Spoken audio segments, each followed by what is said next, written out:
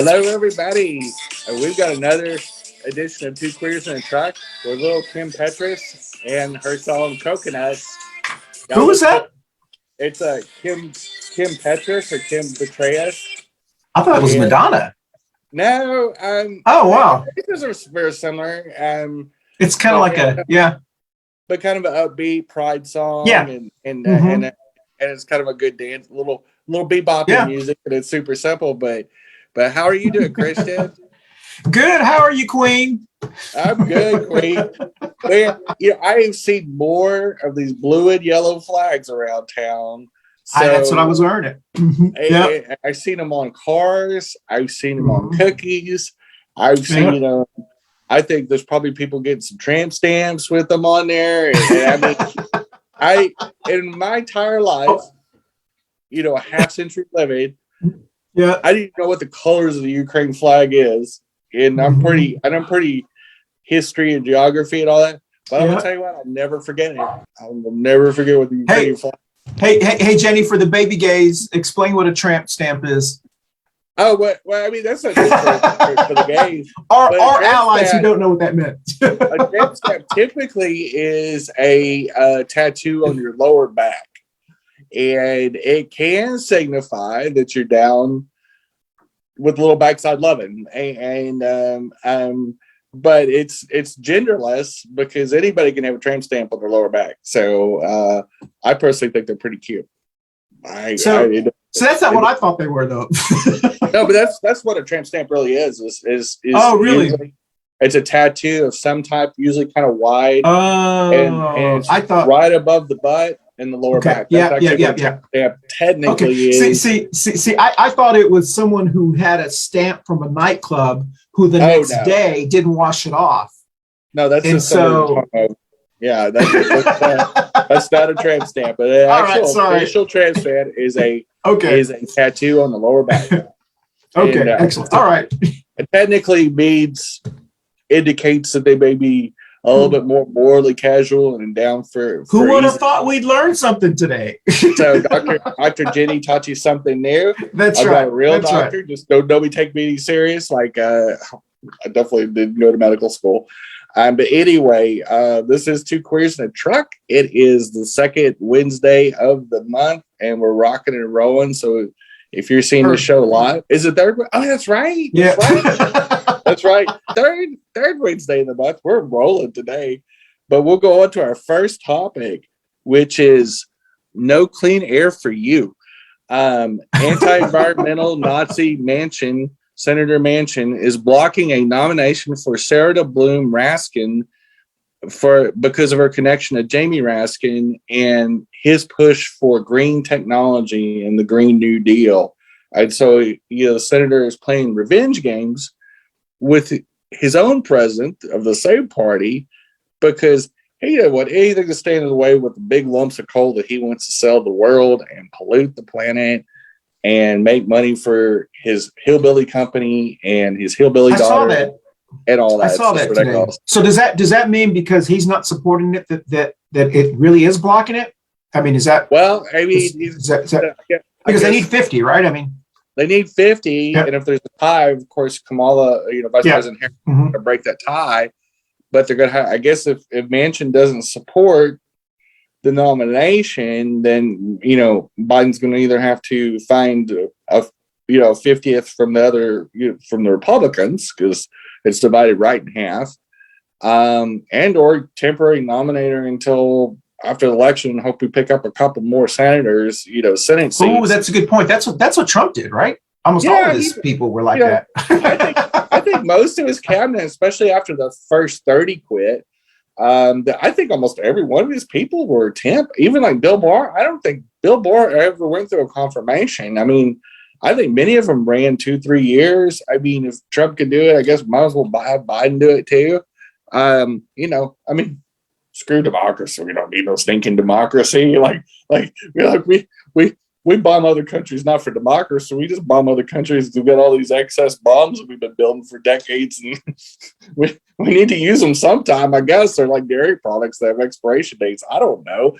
It's very bizarre how the two senators the Seminole from Arizona and Manchin from West Virginia have just took it upon themselves to just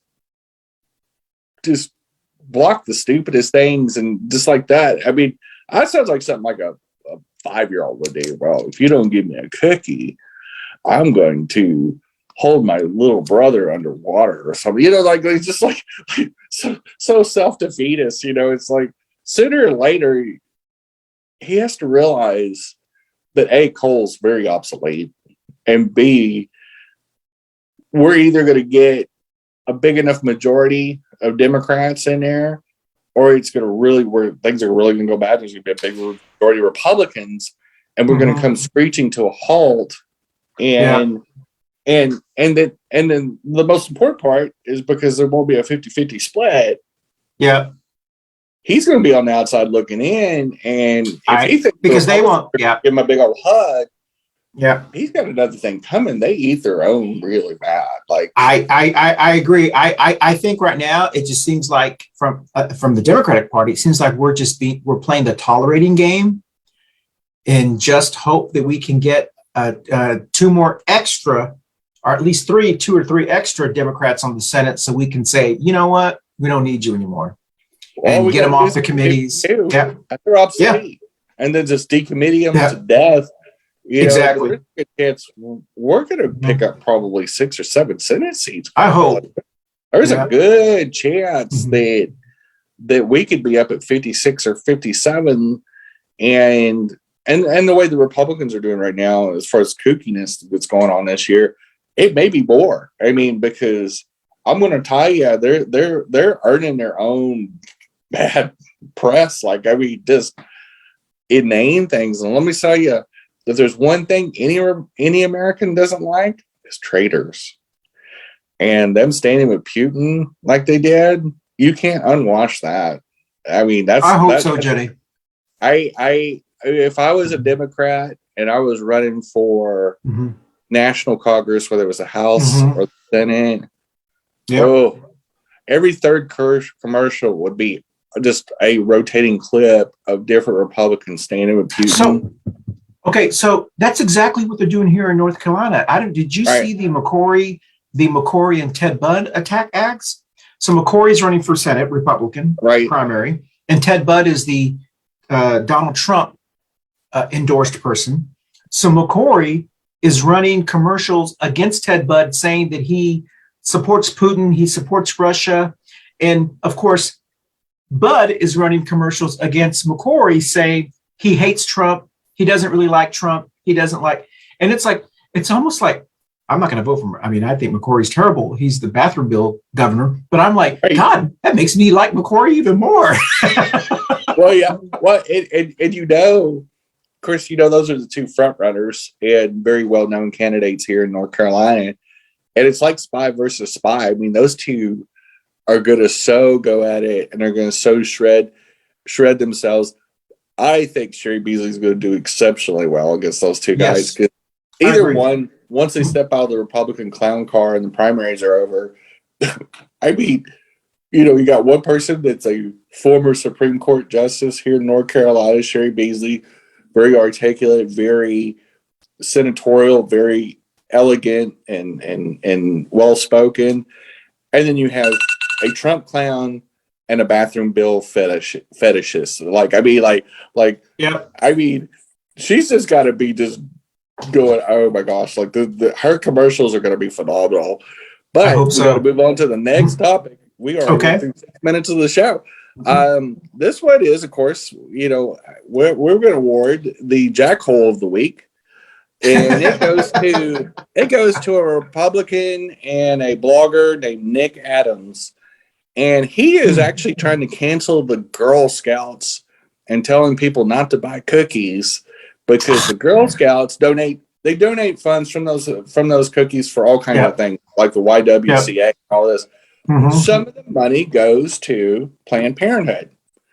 And so he is saying, well, since I don't know what percentage, it's like probably 2%, whatever, of the empire of the Girl Scouts, but because they send $50 to the Planned Parenthood or whatever the amount is, He's saying we should cancel the Girl Scouts. Well, that's not going to happen. And you talk about the cookie crumbling, like, I mean, so this is like, who hates this is not the well, but this is, they hate the Girl Scouts like every 5-6 years. It's right. Like, because I don't remember about 5 to 6 years ago, they were also trying to get their girls out of the Girl Scouts and all this kind of stuff because I don't know if it was because of like the Boy Scouts. Remember, they allowed LGBTQ openly, something like that. And so they were trying to do the Boy Scouts, and then they were doing the Girl Scouts. But my understanding is from cookie sales, only 50% of the actual sale of those cookies goes to the Girl Scouts. Yeah. And then of that 50%, almost 90% of it goes to help the actual troop buy uniforms and help and things like that. So they don't donate a lot of that money. The majority of it goes back to the actual Girl Scouts. It's not like Absolutely. Well, most of it goes to the national, regional, and local levels because there's so much infrastructure and there's so many girls in it, and there's so much educational stuff. That I was a Boy Scout, so when I was a little, you start in the little cubs, and then you go to like the little Weeblos, and then you become a full Boy Scout, and then some people last long enough to become an Eagle Scout. And the few years I was in it, I wasn't in it a long time. I thought it was fun. We got to do all kinds of stuff, and we got to go on some camping trips, and we got to make things, and we did the Pinewood Derby where you make these little cars out of these little wedges. You put little wheels on it, and then you race them down these big old slats, and you can win prizes and trophies. Did you learn how to tie a knot? I did, which served for other things later in life. No, that actually comes in handy. Yes, it does. Properly comes in really handy. Absolutely, everything from boating to the bedroom to a whole bunch of other things. Nothing's better than making sure your sex swing stays up the way it should. I mean, if you free fall from there, it's not much fun. Mm-hmm. Another trip to the ER. But anyway, so it's just good, clean fun, and just because whatever amount of money they flip to Planned Parenthood, which 98% of the services that go to Planned Parenthood have nothing to do with abortion. Exactly. Like here in North Carolina. Mm-hmm. None of them do abortions here in North Carolina. One of the biggest services they do is hormone treatments for the trans community. They are the largest network of trans-friendly hormonal doctors, and so it's just like it's just like anything else. Most conservative authoritarian people, they know maybe a fingernail of knowledge, and then the other 99.9% of them only understand horse paste and they're really good. They're really good at always telling us what they don't like. So it's like they are the queens of Debbie Downers. I mean, you talk about the no fun gang. Exactly. I'm going. Now we all know in their private lives they're pretty wild. I mean, exactly. Gary Falwell, freaky freak.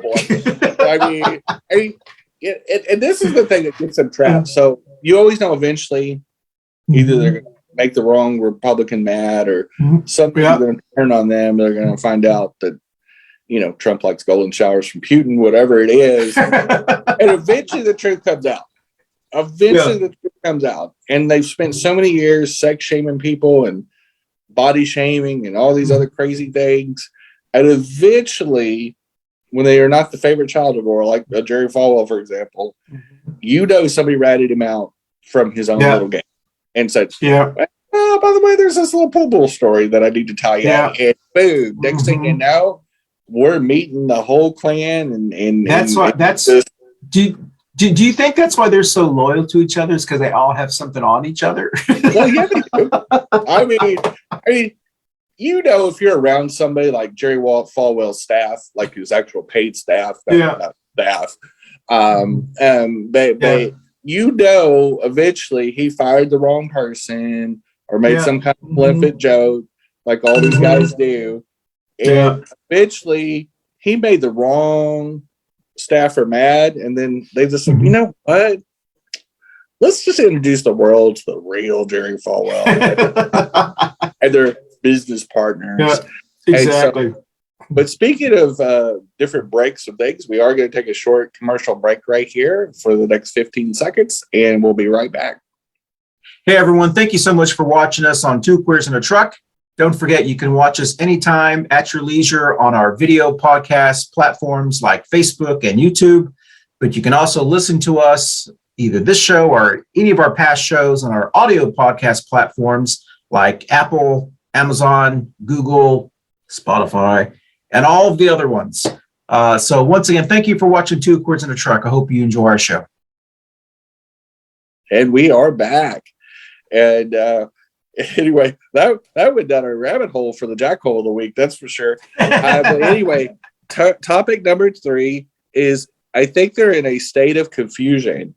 And there's been a lot of talk lately about subsidies, because we're sending so many subsidies over to the Ukraine to help them fight this war. Subsidies for COVID, subsidies for farmers and corporations and churches and all of that. And yet when subsidies get sent to regular people, like the tax subsidy that went to lower income families to eliminate child poverty and alleviate so much stress on the lower income families of our country, that's called socialism. Like, it changes names overnight, especially if they think it's going to people of color. All of a sudden it just, socialism and homosexuality and communism and trans people are infiltrating the highest levels of government. They're taking over our schools and teaching them to hate America. But it's funny how those same tax dollars, if they go to a Defense Department contractor or the Ukraine, or we're sending them missiles or whatever, which costs money, or whatever we're sending them, even humanitarian aid. It's just funny how the language changes. Probably based 99% on racism. I mean, all conservatism is based on the hate of people of color. So have you noticed that those nuances? I mean, and it seems to be more in the era of Trump. We've heard a lot more about where you see that shift in language, where we go from hating socialism to, no, that's subsidies. It's good business. Smart business. And you never hear them bitch about the Small Business Administration and things like that, because it doesn't cost money. It's good business. And I just find it very bizarre. I find it interesting. It was on a Twitter feed today, and I just like, no, I mean, I agree with you. I know we've been talking about that, and it just seems like we sometimes we don't. I saw something 2 days ago.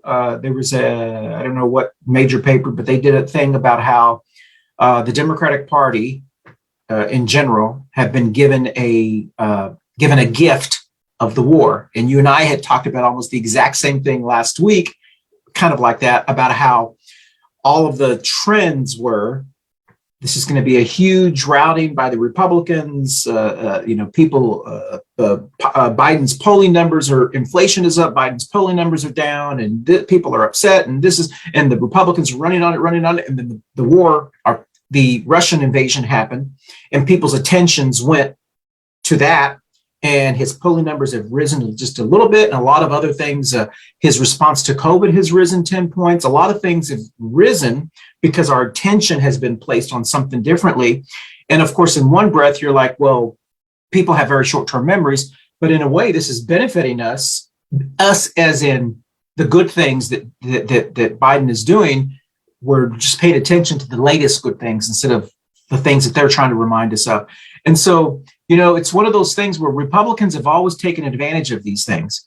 And Democrats, somehow we got to learn how to, I know it sounds slimy, but somehow we got to take advantage of the short attention spans of people and just remind people, about these things. And so I don't know. I saw a tweet exactly like that today. Okay. It said the exact same thing as you said. Yeah.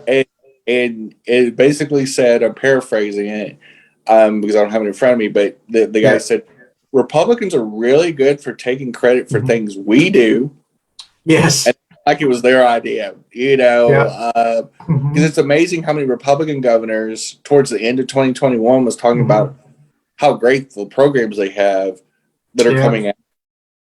But it was really because of Biden's Build Back Better and all the earlier in the year, the COVID recovery package. Yeah, the recovery package. Tons of cash into all 50 states. And the Republicans, none of the congressional Republicans even voted for it. Yeah, they didn't vote for it. And there was just the gnashing of the teeth and the communism and socialism and all that. But when they got those checks, when they got paid, all of a sudden, look at all the great things we're doing. I'm glad we thought of that. And West as Democrats suck at messaging and narratives. We just sit there and watch them do it. Well, we should be going, oh, no. Yeah. No. You did not want this money at all. Like, you should be giving it back. You should just. So there's an example of this is here, let's say here in North Carolina, for an example.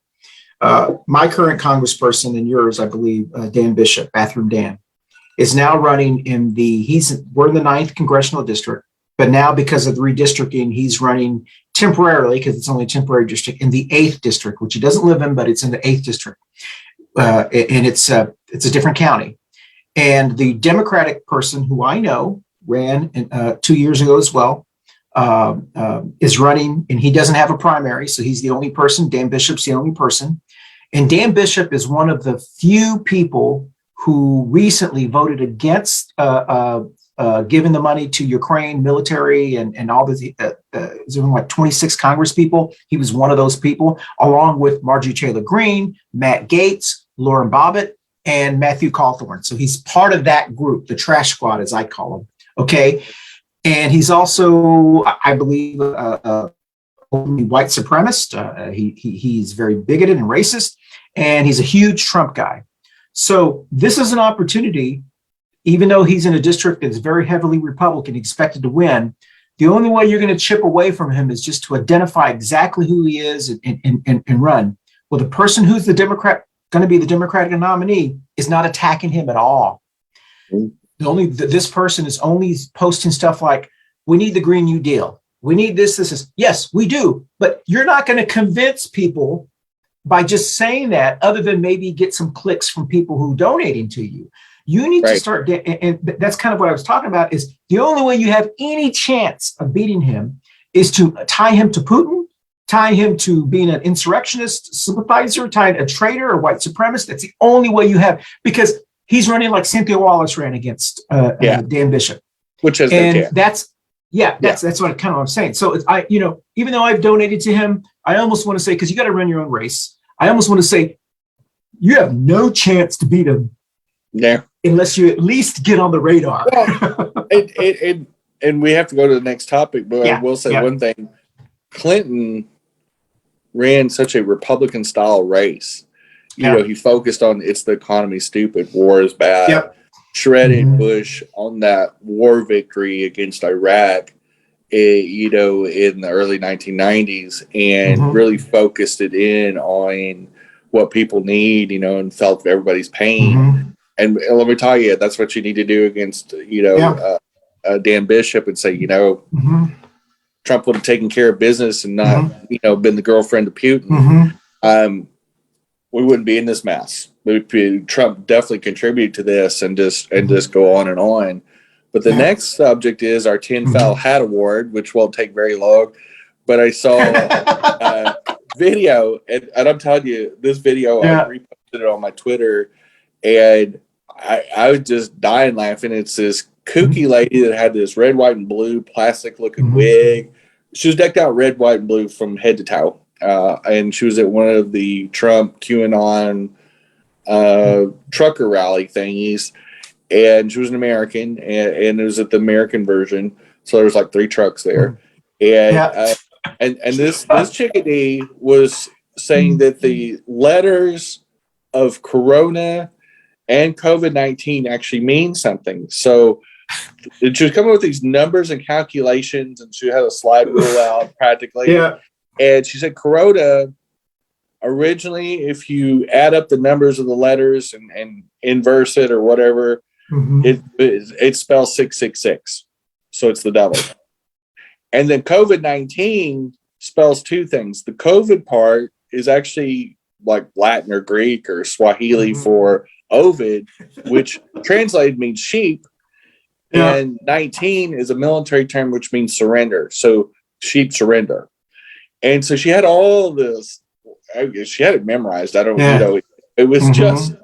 And the guy that was interviewing him, obviously believe in it. He says, look at it. He's going, you can't make this up. She believed it. She's had to say this probably 400 times in her lifetime. Sure.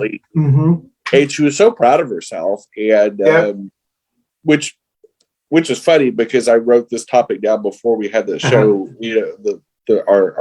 our coffee show, and just how people, especially in conspiracy cults, QAnon and anti-vaxxers and all this, how they just memorize these just inane things, and she just spouted it off like in 45 seconds. She covered all that. It's just so bizarre. And just how she came up with it, or whoever she copied that from on some YouTube channel. But it just like, but she just felt so proud of herself. I was like, oh, I don't know if there's meds for that. I mean, I really don't know. I mean, hey, Jenny, do you think there's any way that we can channel this delusional sect of society? And I'm sure every country has this sect, this group, and they always seem more than they really are. Especially now with social media, it just seems like there's more of them than they really are. There's probably, I don't know how many percentage of the population.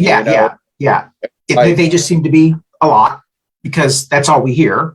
Well, how can we channel them? Yeah. How can we channel them to make them work to the good of, the good of society? You know what I mean? One thing. That's a deep question, but I'm just curious. We do have to take a commercial break. And I'll address that right when we come back. Okay. Excellent. Hey, everyone. Thank you so much for watching us on Two Queers in a Truck. Don't forget, you can watch us anytime at your leisure on our video podcast platforms like Facebook and YouTube. But you can also listen to us, either this show or any of our past shows, on our audio podcast platforms like Apple, Amazon, Google, Spotify, and all of the other ones. So once again, thank you for watching Two Queers in a Truck. I hope you enjoy our show. And we're back.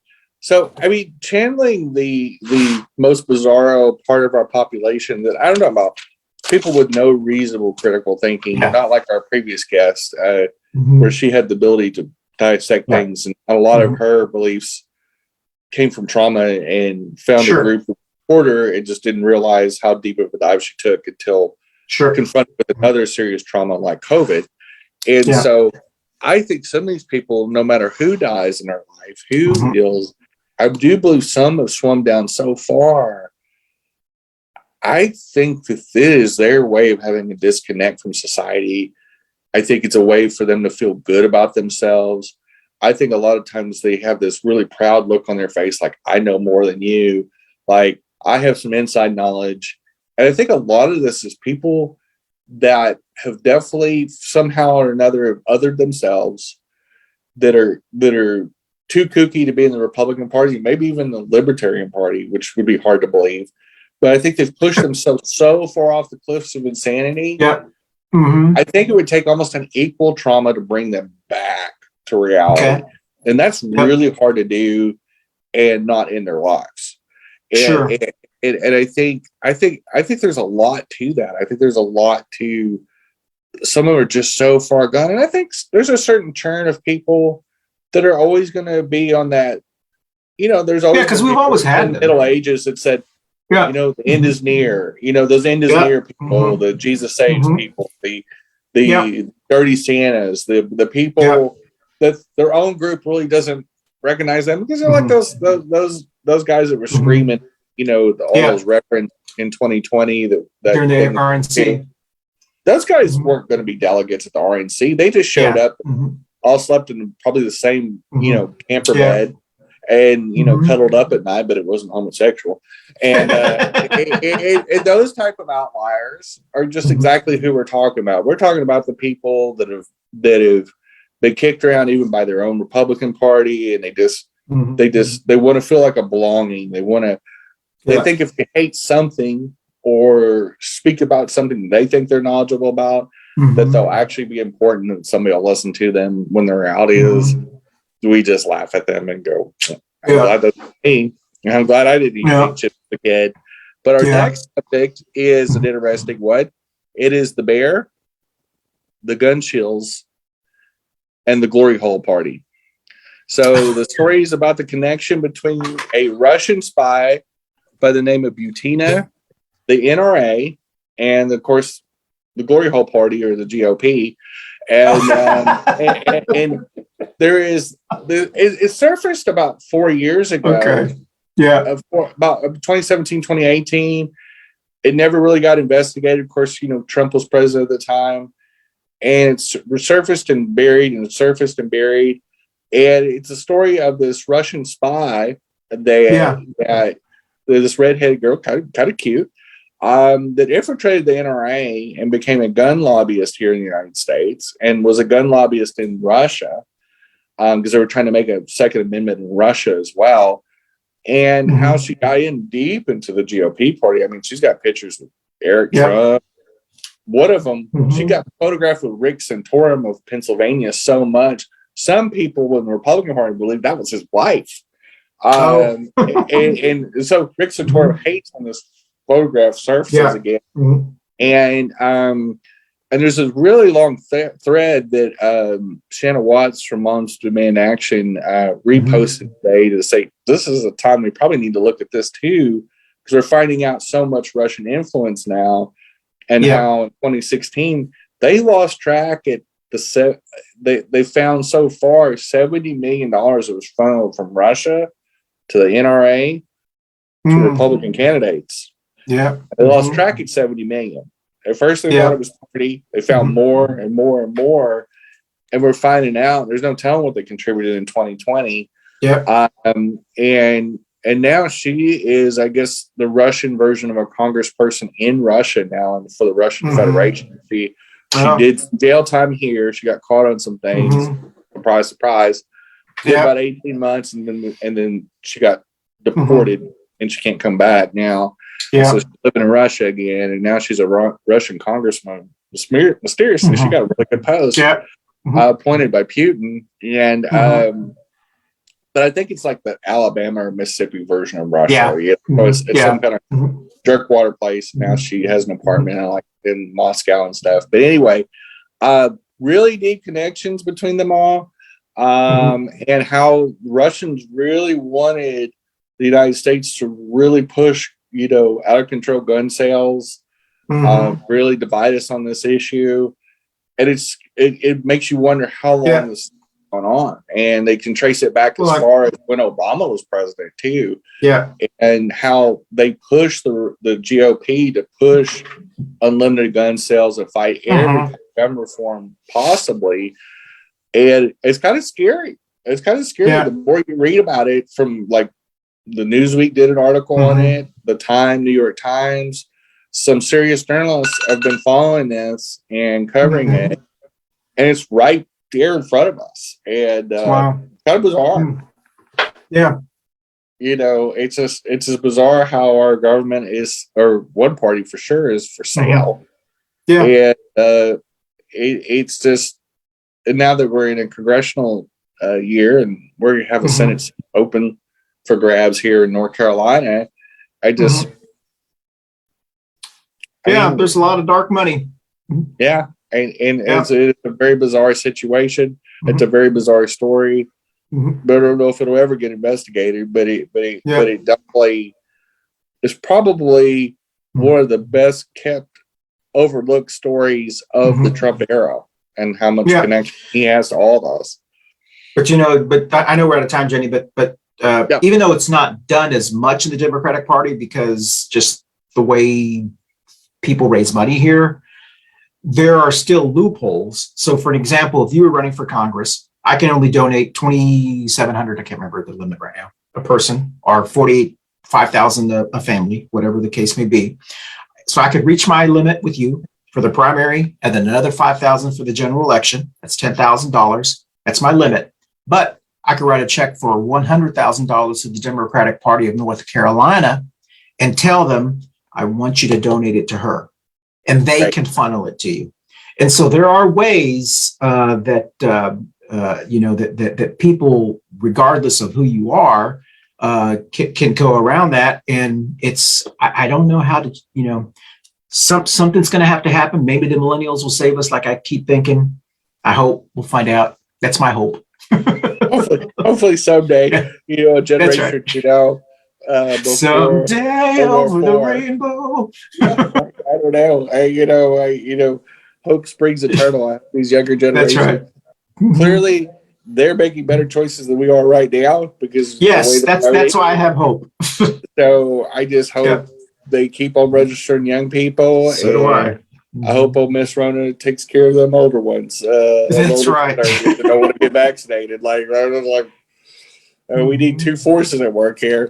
The last one is a huge thank you to the Texas judge that actually blocked Abbott's executive order to criminalize being trans. In a landmark and remarkable decision. A Texas judge stopped that in its tracks and said, no moss for now.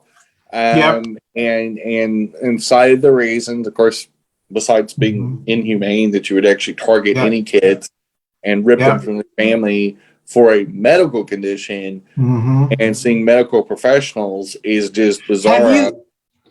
Have you ever seen? I know we talk about this all the time. Have you ever seen this much hatred towards our LGBT community, specifically the T's? Have you ever seen? It has gone. This is. It is as if though DeSantis and Abbott made the decision. I have nothing to lose. They're never going to vote for me. The other people are never going to vote for me. I'm just going to do everything I can to pander to my base because that's the only chance I have. Is to get them out because the numbers are changing. I just don't. I don't understand from the business people. Well, I think I don't understand. I've never seen that calculation. I believe, and we've seen 40 states this year alone. Attempt 431 anti-LGBT bills this year. It's a new record.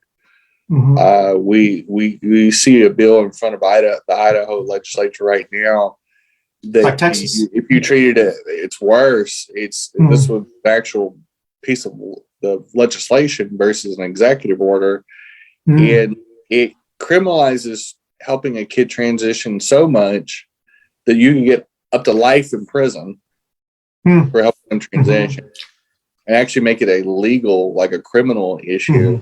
Versus just calling in CPS like the Texas governor did, and trying to do the coward's way. Good chance it's going to pass.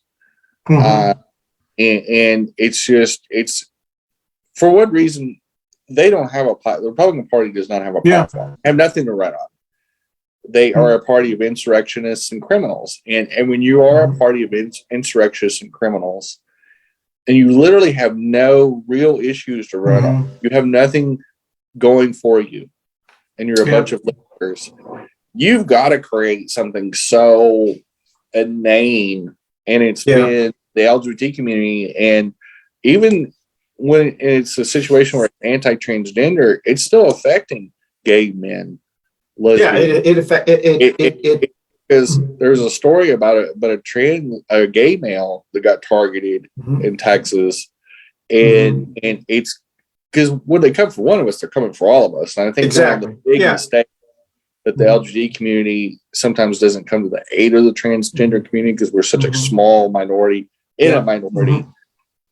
But let me tell you, if you look the other way, when rights, human rights are getting stripped from people, and we just saw this with the Texas abortion bill, I'm going to tell you, when Roe versus Wade goes and the ability to have body sovereignty goes, what's them from regulating man-on-man sex? What's them from regulating same-sex relationships and saying it's unnatural or passing some of bounty on if you live with a man and you're having sex with a man, it's a $20,000 fine. What is next down the pike? When we saw this, we never thought we'd see a bill like the Texas abortion bounty bill. What's them from doing that same thing for gay men? Well, I think that's their strategy. It's almost a Putin-ish strategy, and I hope it's a serious miscalculation. They are banking that the professional white gay male will not come to the aid of the transgender people, that they will say, that's terrible, but we got other fish to fry. And I think there is a little bit of truth to that, because I think with a lot of cis gay men, they go, well, I got mine. Especially if they have money, if they have privilege. And they're like, and that's good. That's going to be, I can promise you right now. And just like we should see the intersectionality of people with ovaries that can't make that decision for themselves and it's taken away from them. There is just a short line from somebody's ovaries to your genitals. Whether you're gay or straight. I think this, and quite honestly, Jenny, I think this is an example. This is the first sign truly of the millennial LGBT community hopefully coming to the rescue. Because I can tell you the Gen X and the baby boomer gay white male, they don't care anything about what's going on with the transgender stuff. And Disney is an example of that. It wasn't until their younger employees were outraged saying, no, this is that the CEO changed course and said, okay, I didn't handle this properly. I don't think they expected the backlash from the younger millennial employees who are maybe a little bit more vocal. And I think that I hope that the millennial LGBT community, I hope that they continue to stand up. But I can tell you the Gen X and the baby boomer gay people who are comfortable, even myself, I'll even consider in that category. There's a part of you that goes, this doesn't really, and the reason I say that is because the big gay days in Disney, no one has even talked about canceling that. And that's generally a white gay circuit party kind of group. And they have not talked about canceling it or postponing it or anything. And that's a huge, big event in June, this first weekend of June. Right. And I was thinking that, that I would see something saying, the organizers of gay days are considering, stopping that at Disney, because they have all their dances at the parks, like at midnight, at night, all the big circuit parties or whatever. Right. So anyway, I was disappointed that I hadn't heard anything from them. Well, and honestly, I don't expect it. I am saddened from the fact that so many 40 and up gay men really abandoned the trans community so much. And even before this, even before this year, like I've seen it over the last 10 years where sadly, our generation and the generation above us of gay men, it's almost like they have this point of privilege, like, I've fought in the trenches and, you're just going to figure it out for yourself type attitude. And I'm like, but, my human rights, when it goes, and we're in the same community, they can use that exact same precedence that so many of other groups. And I'm like, I'm like, it just seems so bizarre, and there's so many people that are seeing it that are younger, like you said, the Disney employees, for example, that are saying, y'all better wake up. You better wake up, my uncles and dads, and my big gay daddies, and you better. But don't you better realize? But don't you think the reason they're seeing it is because they're going, hey, I still got 60 years of my life left. I don't want it to be. And we're saying, and I see like me, 55, are saying, I got 20 more years of good life. I fought kind of like to your point. But what happens? But what happens if they make same-sex relationships completely illegal? Yep. Let's say the Idaho law passes. Yep. And makes transgender transitioning for minors and the people that help them life imprisonment. What happens when they extend that to sexual contact of people with the same genitalia? And all of a sudden you get sentenced to a life imprisonment. Those last 20 years are going to be spent in the slammer because you love somebody.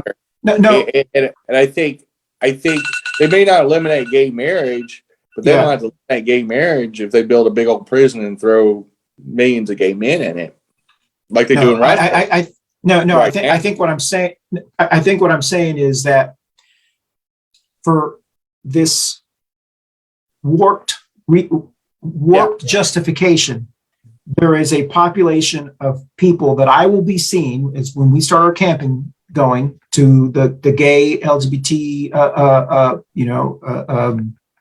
stuff, that for many of them, the Don't Say Gay bill and the transgender thing, they won't even mention it. Yeah. It won't even be on the top. And I'm not saying that that's right. What I'm saying is that I don't know how once the equality marriage happened, like you said, we got ours. Everyone else, you're just gonna have to fight. We fought. We got our cushy bank jobs and our cushy, our cushy point of privilege, especially for white gay men. And you're 100% right. You see it and I see it. And it's one of those things where you just go, I guess it's just like democracy. You really won't appreciate it until you lost it. Exactly. And I want to say, Jenny, that I have fallen into that trap many times, and I want to publicly apologize to you that I have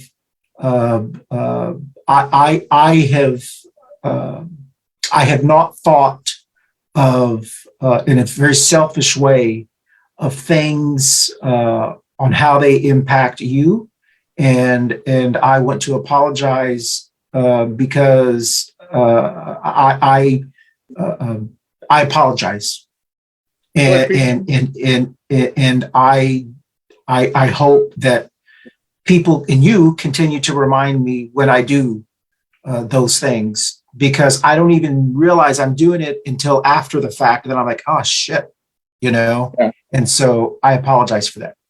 Well, I appreciate it. And I love you and you're my friend, and we're close friends off camera. A lot of people may not realize we just don't do the show together and then we go separate lives and spend a lot of time together. And but I appreciate that, and it was so thoughtful, and I think, but I think that's a lesson for all of us, and just like our previous guest on the coffee show is that we fall in these comfort zones, we fall in these different silos, and and we've got our friend groups, and I think with the trans community being really on the front lines of the LGBT fight right now, like we're really to be the target of the Republicans and the churches and all that. And there's that little relief valve that gay men right now aren't, that they're not being as targeted. They're still being targeted. But I think some people that have a comfortable lifestyle and have got to a certain point in life, which isn't a bad thing. You've worked real hard. You deserve where you're at. But at the same time, And I think sometimes we kind of forget, and even I forget sometimes for the younger trans people, yeah, they've got this technology, they get to come out earlier, but they also don't have the life experience that I have. Yeah. That when something hits me, I can analyze it and figure out a path. I can see a path. It doesn't rattle me. Yeah. Whereas I see my younger trans friends on Facebook and Twitter and in support groups and different private transgender Facebook groups that are discussion groups, where I see how scared they are, and I see the fear, or a group that's like, parents of trans kids, how petrified they are, that they're trying to figure out, how do I need to leave Texas? Do I need to, take my kid to a state that I know won't be a problematic? And hearing these discussions, and it brought me back down to earth, because even I have, white privilege, and I have, a pretty good life here. And I have a lot of people that insulate me and protect me here in Charlotte. And whereas these young families that have a 9-year-old trans girl, they're living living paycheck to paycheck. Maybe one works in, one of the parents works in a grocery store, one works at Walmart. They're barely making ends meet. They don't have a chance in hell of leaving Texas because they can't afford to.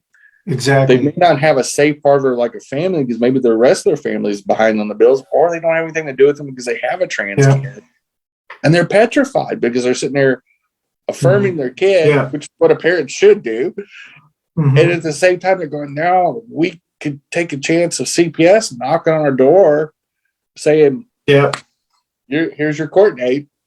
And you're going to lose your kid over affirming them and taking care of them and not doing anything else, but just, just saying, I support you, like any parent should. And that hit me hard, because it's just such a powerful, weaponized thing to do to people. Which makes me hate Greg Abbott that much more. I agree. I mean, it makes you want to, it makes you want to punch his. I don't want to be violent, but it makes you want to put a picture of him, and it makes you want to put his picture on that piñata and punch it. But if somebody could get stage 4 gut cancer, if it's going to be between a 6-month-old baby and Greg Abbott, I'd choose Greg Abbott. That's just right. saying. That's right. I don't have a way of giving it to him. But if I had to choose, and Karma was going to choose, and Karma's listening to me right now, I'd choose Greg Abbott. Isn't there a drag queen called Karma? I think there is. Karma and Dharma or something like that. It sounds like a drag queen state. If not, there should be somebody with the Karma and Dharma or something, like, or even your stage, Halle, or whatever it is. Like, that's right. But I do appreciate you apologizing. For people that don't know, sometimes off camera we get pretty heated. We got heated a couple nights ago. We don't. I'm assuming that's where we both have very strong personalities. We both have larger than life personalities. Not me. That's why I'm single. And you have a very patient partner. If there is a Valhalla, Andrew's going in for her. I'm just saying. Right. I'm not sure about you. I'm darn sure I'm not going. But anyway, we'll be good. I think with all these things, whether it's COVID-19 or it's transgender or abortion or any of these just really silly discussions, things that shouldn't divide us. One side is definitely weaponizing it to divide us every chance they can get. We've got to be smart enough to recognize that. And I think that's the one downfall of the Democratic Party. Is we need to support each other. How do we stay focused? I know you and I are preaching to the choir, and those who watch this as well. I mean, you would think gay men or cis gay men, is that the term we use? Cis gay men. You would think that we would remember history, that during Stonewall, during every fight, transgender the transgender community has always been on the front line fighting. They've never not fought for us, but we have let them down a lot. And that is one thing that I don't know how we, other than just preaching to the choir, keep reminding people of history. But it's like we go through these cycles, you know, where we go, oh, okay, thank you. And then we step back. And then we let them, and it's, I hope if anything good comes from this, so to speak, that this craziness in Texas and this stuff going on in Florida and around, I hope that wakes us back up, those who are getting comfortable and saying, all right, it's not over until, you know, we got to keep, you know. And even our non-LGBT allies, it's a good reason to go vote. If you love our community, it's a good reason to go register to vote. Exactly. Speaking engagements last week on March 8th for International Women's Day.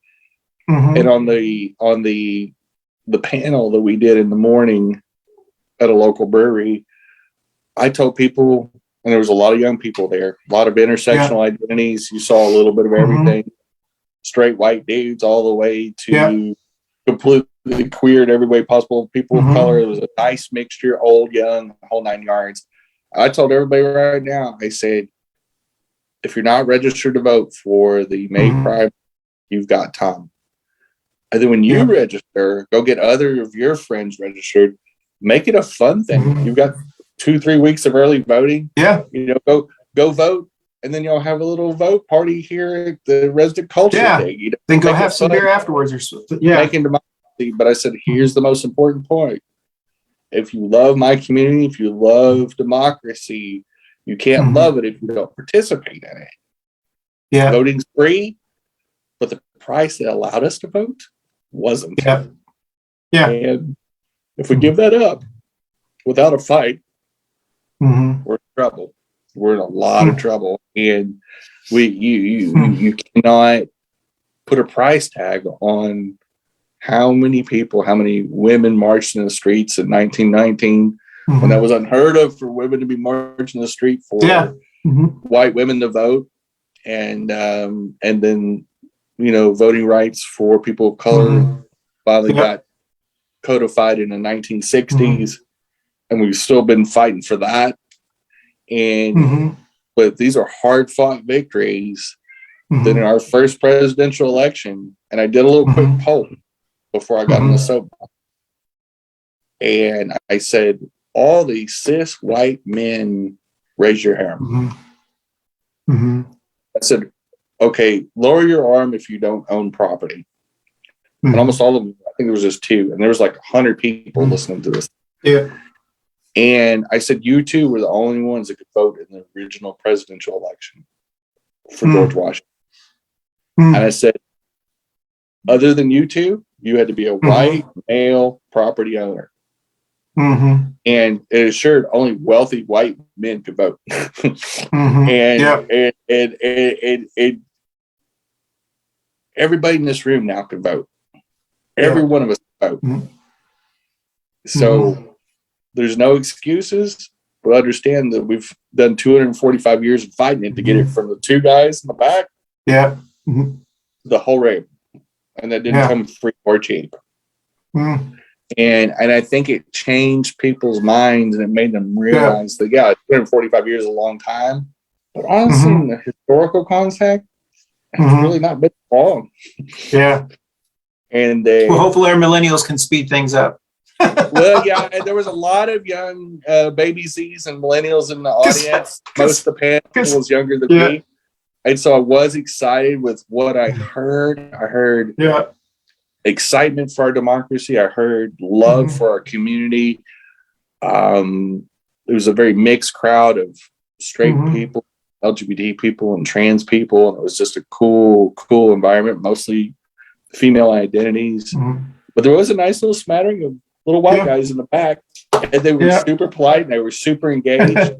And they were all fairly young. I'd say they were all 20, maybe early 30s. But I love the fact that they were willing to participate. They were willing to engage, And it gives me hope that even the bearded bros and the cool dudes are willing to support women and support LGBT community, as we saw in the Black Lives Matter movement in 2020. And hopefully that's what grows us up to be a real democracy, you know? Yeah. But we did run out of time. I would like before I pass away to be able to go one whole year not having to worry about something. You think that's a big ass? Okay, all right. All right. You will probably still be here. I'll probably be gone, but anyway, but I truly believe, participation and just really working at it, and I told people, you start small, just get one of your friends to vote that didn't vote the cycle before, just one. And then, and then the next cycle in 2024, get 5, and then just build up to it. It doesn't have to be a thing. It doesn't have to be work. It can be casual conversation on the Facebook or the Google machine, and just work it in there and just say, hey, if you didn't vote or you're not registered, let me help you out. And if you're not registered, definitely, if you're engaging here, engage in the voting. And if you need help, there's a lot of people here that are willing to help you get registered, whatever it takes to get you there. And I think that's how you plug people in, is how do you get involved? Something as simple as that, it doesn't have to be 20 hours a week. It could be just going down to the county. Something so simple. I agree. Signing your name to it and saying I'm registered, and then showing up sometime between early voting and the day of, and voting in our primary in May. And so that's how it starts, and for all of us, including you and I, there's times where we probably didn't participate in democracy as much as we do now. There's times where we got caught up in our own crazy lives, and it happens a lot. So, but any final thoughts? Anything, This has been a good day. Good day of shows. I think we had a great first show, and I think this has been a good show. So I'm excited about next week as well. It will be. I'm in. This is actually airing on Wednesday. So by the time this airs, I will have had my first beer in a month. Which I know that sounds. It's like you're okay. I know we're out of time, Jen. No, Jen. No. But here's the deal. You're darned if you do, darned if you don't.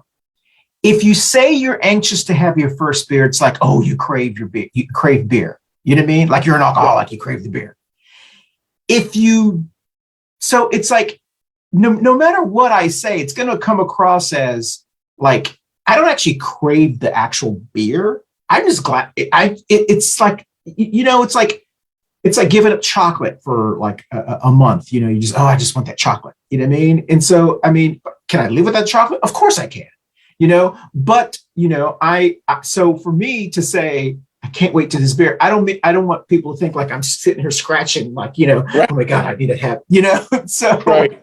I'm going to mainline a Miller Lite, Exactly. I think it's more, and I've gone on, different specialty diets and different things. Yeah. And I think it's more the mental deprivement.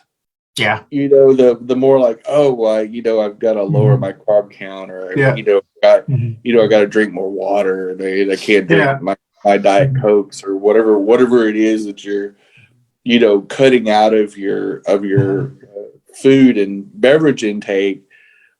Something that you like, that you appreciate, that you go, I'm not killing anybody. I'm just, I just want to drink a beer. And I think when you self-impose it, like we have, and currently this is a self-imposed thing. This has nothing to do with medical or anything like that. He's not fresh out of rehab or anything, but it's just, you said, I'm going to commit to this month. It's kind of a Lent thing. And, I want to wait and I want to feel better. But when you can just easily access it, you don't have that self-imposed ban. Yeah. You typically won't even drink, you don't even drink that much. But when you tell yourself, well, I got to go a whole month, then you're not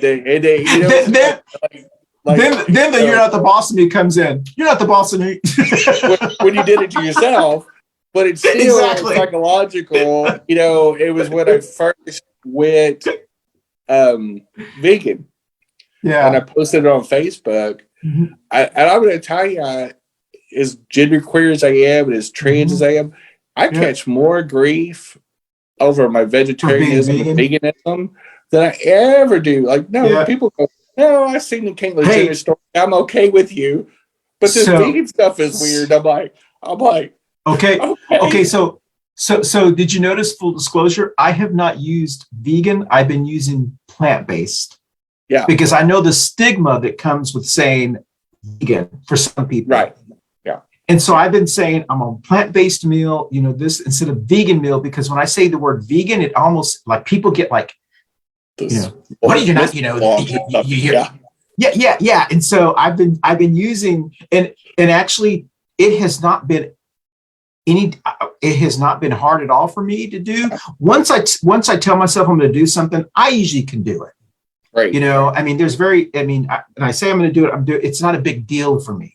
What's a big deal is when people make it a big deal. So that's why I was jokingly earlier about I'm having my first beer, because I said that earlier and someone said, why do you miss it? And I'm like, no, I don't. I just wanted to say that, you know, maybe I should just sneak it. And then you're an alcoholic. So it's like, darn it. All right. Anyway. But anyway, we do have to wrap up. And we appreciate everybody watching. And we will see y'all next week on Two Queers in the Truck. Oh, yeah. We got I forgot the music. I got fired here. Let me put some more coconuts on. Oh, no. It's not working. A little share. We'll close out on share. A little Believe in Love. Oh, I love that song. It's a good song. Y'all. Bye, y'all. Okay. Hey, everybody. Thanks for watching Two Queers in a Truck. We appreciate your viewership, and we will see you next week. I have no idea what that is. Bye, y'all. Bye, y'all.